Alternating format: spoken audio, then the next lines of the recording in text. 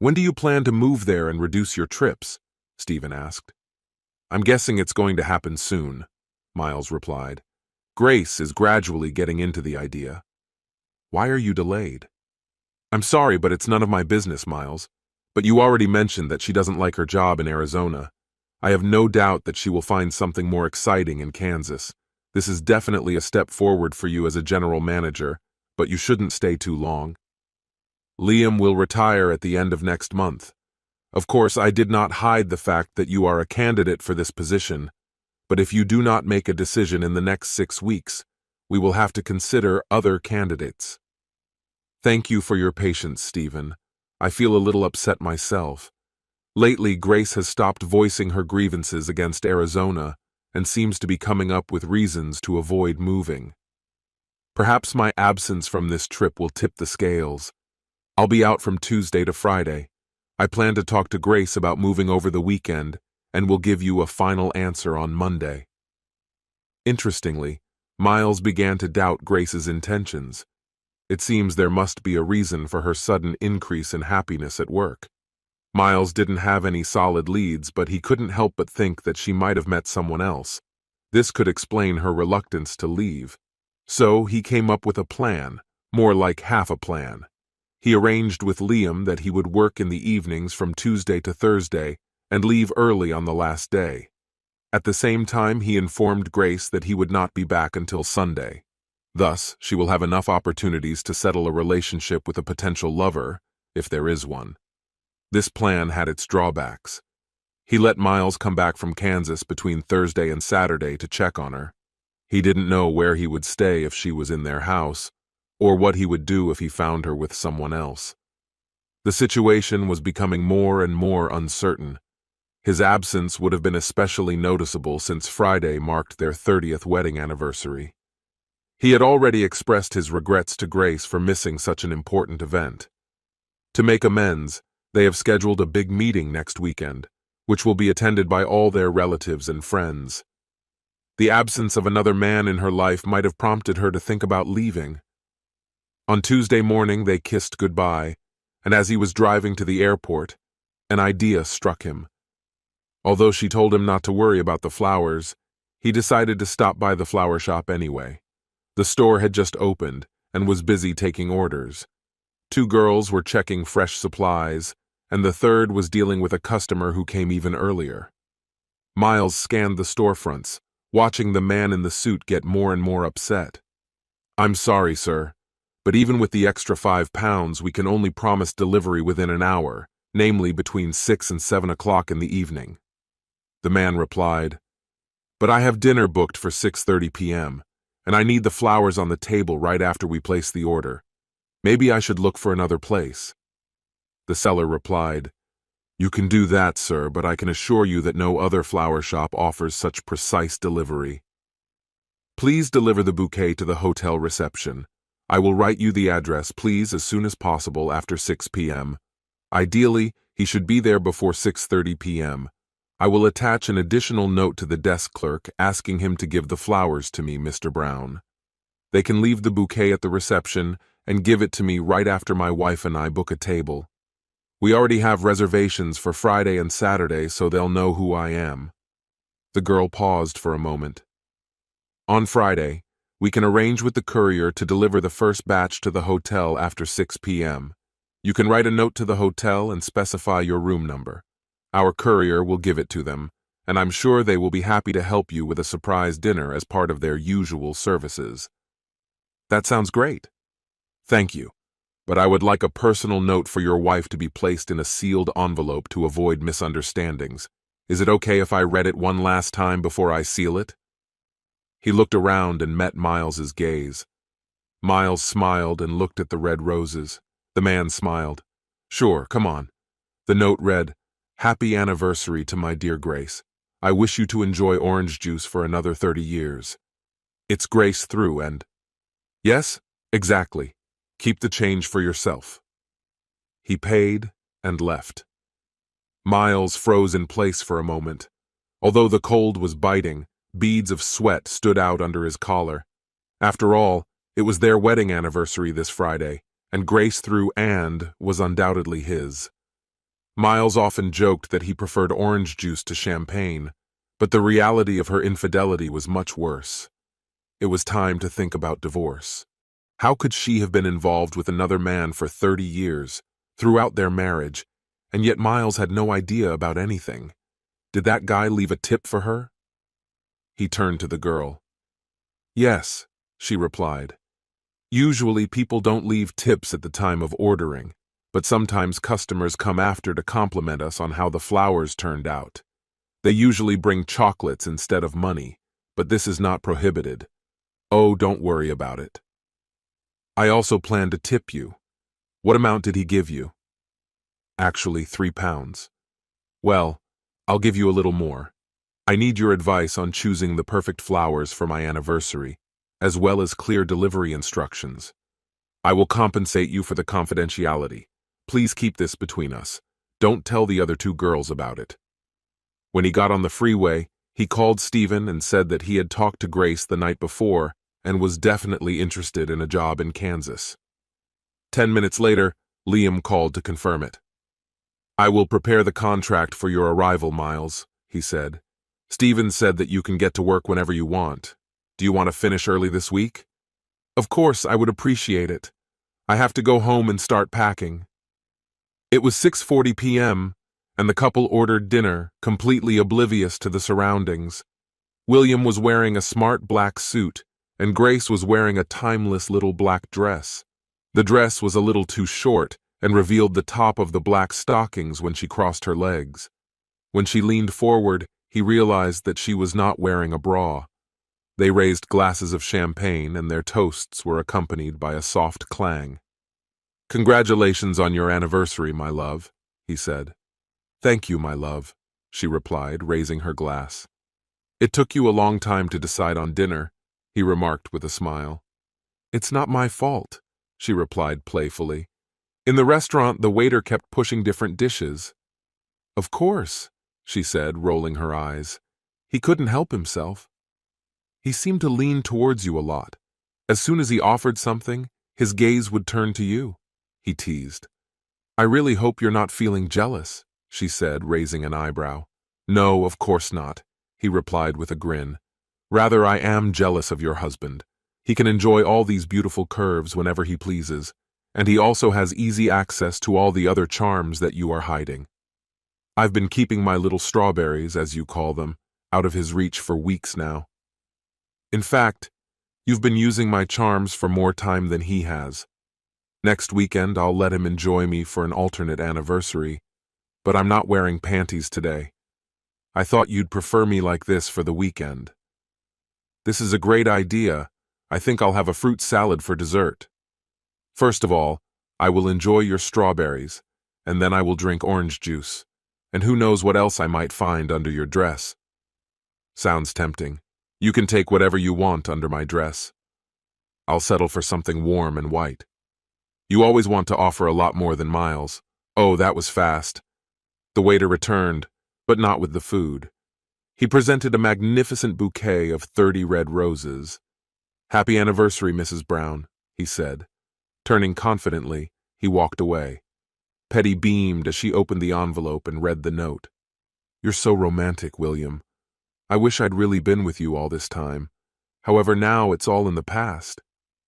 More than 30 years ago, you noticed my birthmark. Can you believe that? After all, you've always been a little tricky. How many times has it been? 4? You introduced me to a few of the first ones, but there is one special place that has always belonged only to you. It was your colleague's brilliant idea to hire me as a stripper for your bachelorette party, he said. And coming to work in your office 2 months ago was the best decision of your life. I can't believe you recognized me after all these years. Grace, you haven't changed at all. Maybe your orange got a little fuller and none of your friends told Miles about it. No way. He won't find out now. With the right scenario, we will be able to catch up. Leaning across the table, she kissed him. When she pulled back, a flash caught her attention. Grace turned and saw a man standing next to their table, as if he had been there for a long time. His face was hidden behind a large bouquet of flowers, and the phone with which he took the picture lay in front of him. What are you doing? Delete this photo immediately, she shouted, attracting curious glances from those around her. Happy anniversary, Grace. Miles carefully removed the roses from the table and put his own in their place.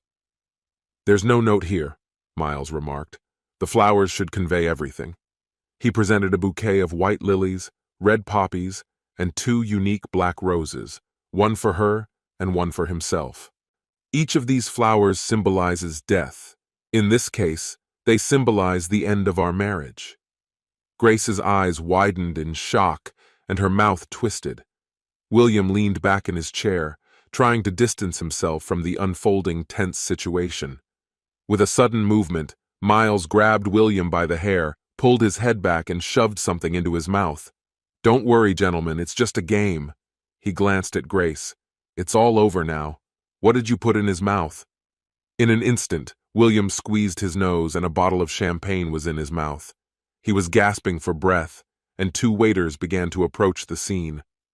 Once Miles was sure William had swallowed, he let him go. William's suit and shirt were drenched in champagne, and he stood up coughing. Miles then turned to the approaching people in suits. Don't worry, gentlemen. We just played a little bit, he said, glancing at Grace. It's already been done. So what did you put in his mouth? She screamed, her voice cutting through the air. It was something much more mundane than the words you might have expected. It was my wedding ring. He leaned over and said to Grace, This is a ring that symbolizes 30 years of your love. Now, it's in the same place as our marriage. By the time you manage to get it, if you need it at all, I'll be in Kansas.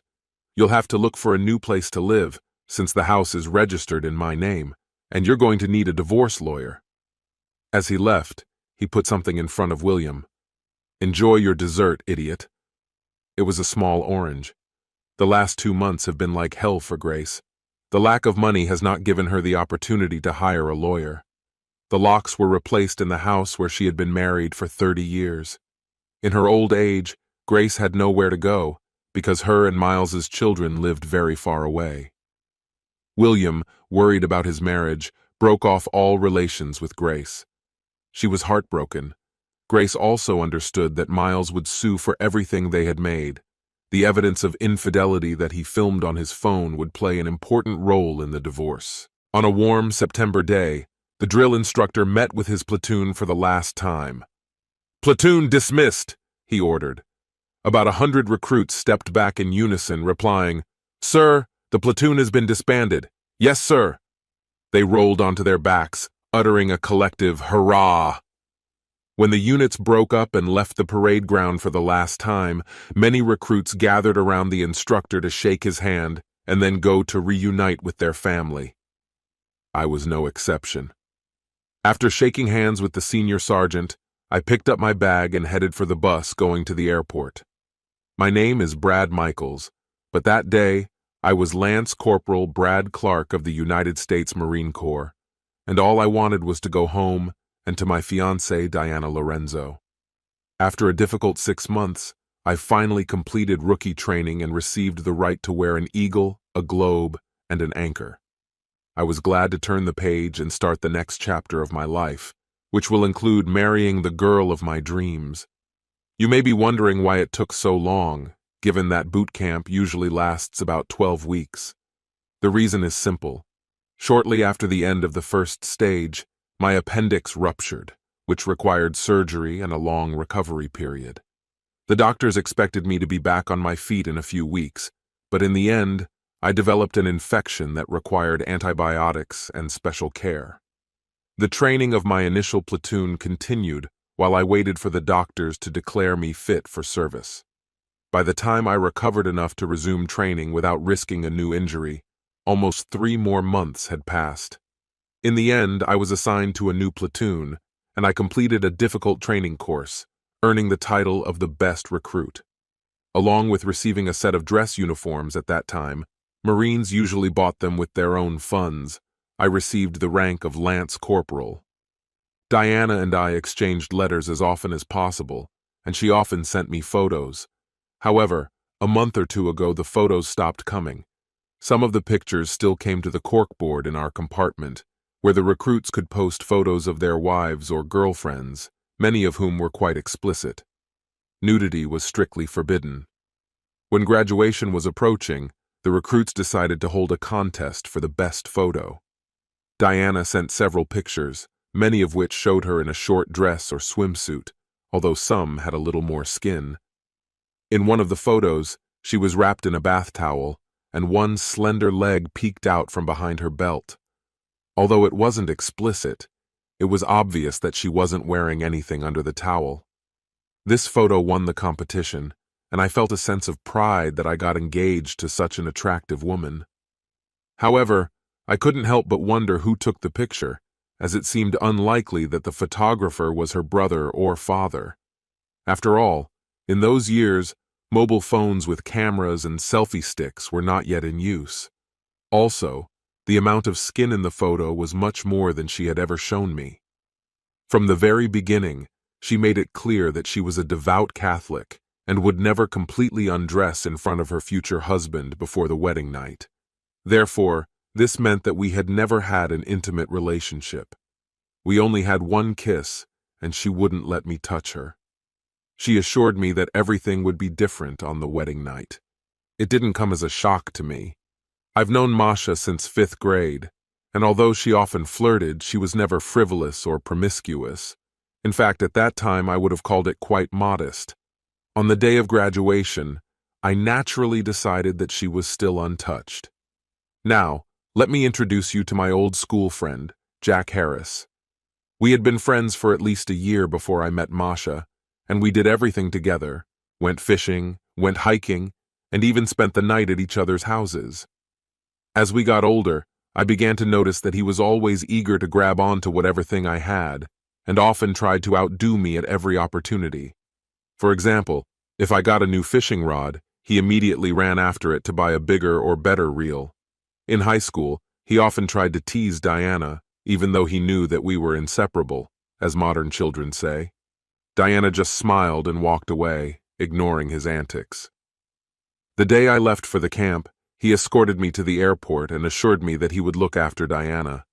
I had no reason to doubt his words, so I just shook his hand and thanked him.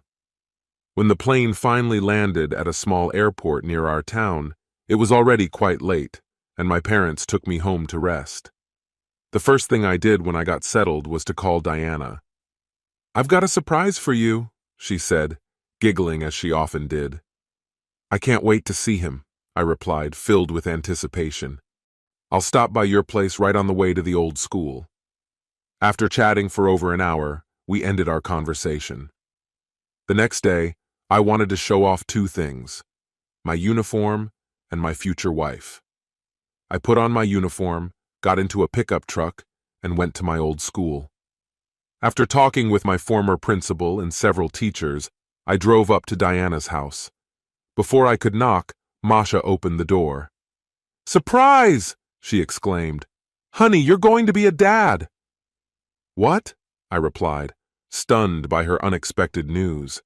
I quickly noticed her growing belly and how much bigger her breasts had become since the last time I saw her. It was clear that she was pregnant, but it wasn't my baby. After all, I had been away from home for almost 6 months, and we had never been close. She always insisted on it. "Are you serious?" I asked. "You know we've never slept together. Moreover, I haven't even seen you without your clothes on, so how can I become a father?"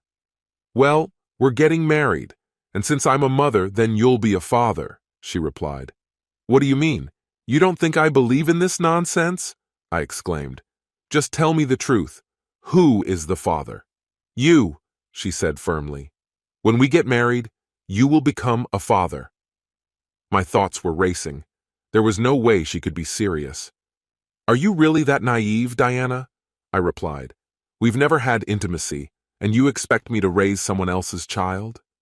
"Well," she began, but I interrupted her. "Diana, Diana, Diana," I said, playfully imitating the famous phrase from the series. I took a deep breath and counted to 10. I loved Diana, but I was furious. I needed to know the truth. "Just tell me, Diana, did you and Jack sleep together while I was gone?"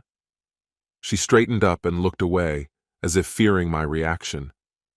"Yes, Just a few times, she finally admitted. It was only because I loved you and missed you. It didn't really mean anything. How many times? I asked. I don't know. Maybe 15 or 20, she replied. So you've been with Jack 15 or 20 times? And now you're saying she's pregnant and all this is because you love me? I asked, disbelief in my voice. Yes, she replied, tears welling up in her eyes. And you're saying that this is really my child because we have to get married? Yes, Diana confirmed. I shook my head in confusion. By then, her father and brother had entered the living room. I'm sorry, Mr. Lorenzo, but I can't go to this wedding, I said. He didn't look pleased. But Diana said it's your child, so I think you should step up and do the right thing, he replied. I couldn't believe it. I thought, is everyone in this family really that dumb?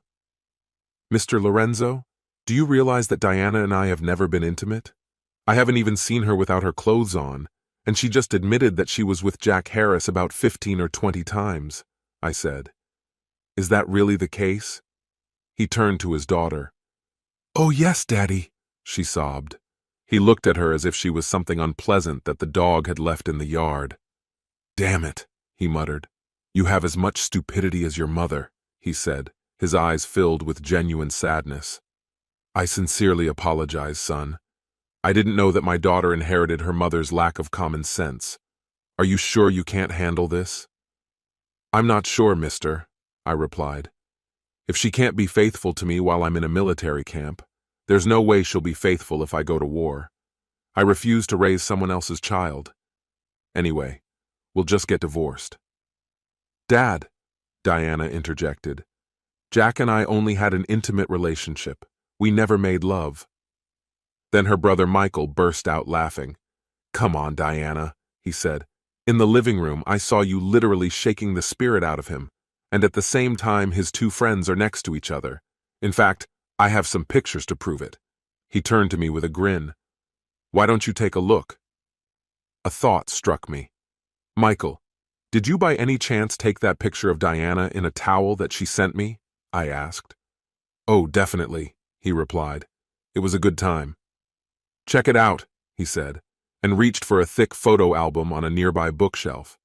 He opened it and started showing me the photos preceding the one of her in a towel. Here she is, completely naked by the pool, captured in a series of Polaroids. She really got carried away with it, Michael commented with a grin. Do you remember that day, Dad? He asked, looking at his confused father. That day she gave Jack that risky lap dance on the picnic table. Michael turned to me and added, She can really be very wild. I also have a bunch of photos. Here's one where she's with two guys at once, he said, opening another book and showing a photo of Diana. Come on, Michael, don't use such words in front of your sister, his father interjected. But that's exactly what she was doing, Dad, he replied. I was shocked by what I heard. Lorenzo has always been honest. What kind of madness is going on in this house? I thought to myself. Diana, I asked, how many men have you been with since I proposed to you? I don't know for sure, maybe 7 or 8, she replied. Michael giggled again. Maybe 700 or 800, he said sarcastically. And don't forget, I have photos to prove it, he added, pointing to the numerous albums in the bookcase. But it was only physical. I didn't love any of them. I only love you, and I'm saving myself for you, I promise, she replied. Tell me, do you ever use protection with guys you've slept with? What does it mean to protect yourself? What is it? She asked, deliberately stretching her words. It seemed absurd to me. I couldn't figure it out. My girl, who seemed so innocent, was involved in something so shocking, openly flaunting her choice and even her relationship with her family, without the slightest hint of shame. I was stunned that she had kept it from me for so long. I realized that I needed to get out of this chaotic situation. I need to leave, I said firmly. Diana, the ceremony is canceled. After everything I've just learned, there's no way we can hold it. You don't even know who the father of your child really is. I am monogamous, and I expect the same from my wife. I turned to leave, but Diana jumped up, begging, Please don't leave. I didn't love them. I only loved you. Oh no, Diana. You don't understand love. Maybe you know what desire is, but not love. As far as I know, you were with half the county while pretending to be innocent and making me believe in your loyalty, I replied. It's not like that, she replied. I didn't have half the neighborhood. 150,000 people live here, and I definitely didn't have 75,000 guys, not even close. Well done, Diana, I said, but it's too late for us. I have to go. I wish you a happy life, seriously speaking. Bye. I turned and walked away without looking back. When I got home, I changed into blue jeans and a marine t-shirt, and then went out for a drink. I ended up at the hotel drinking beer and thinking about the events of the day. Suddenly I noticed that someone was standing next to me. I turned to see who it was. Li Ya, I said. It's nice to meet you. Can I get you a drink? Margaret asked. She was an old friend of mine. We had known each other since elementary school and had remained close ever since. When I first got engaged, she warned me about Diana, but I brushed off her concerns, thinking she was just jealous. Have you seen her yet? What is it? She asked. Well, yes, I replied, realizing how stupid I had been. You knew all along, didn't you? Everyone except you, she replied. I think love really blinds us. So, the wedding is still in force? I shook my head. Everything is canceled. I can't move on in any way. What are you going to do? What is it? She asked. I studied her closely. Margaret may not have had the sultry appeal of Diana, but her fiery red hair and captivating green eyes have always fascinated me. Do you want to eat? A smile spread across her face. I'm actually very hungry, she replied. I could use something to eat too. She took my hand and led me out of the bar. Do I really have to explain what happened? She told me what Diana was doing while I was gone. I was deeply saddened by everything that happened, but Margaret comforted me and taught me to love again. 3 months later, Diana gave birth. She became a single mother. Diana's father refused to help her. He made her an offer that hurt her heart. Diana had to transfer the child to the full custody of her father, and she herself had to live wherever she wanted. Diana refused the child, tearing herself to pieces. Her pain was so deep that she almost did stupid things, after which she ended up in forced confinement in a psychiatric hospital. A year later, Margaret became the love of my life. And now, a few years later, I am writing this story, happily married to Margaret, who gave birth to 3 wonderful children.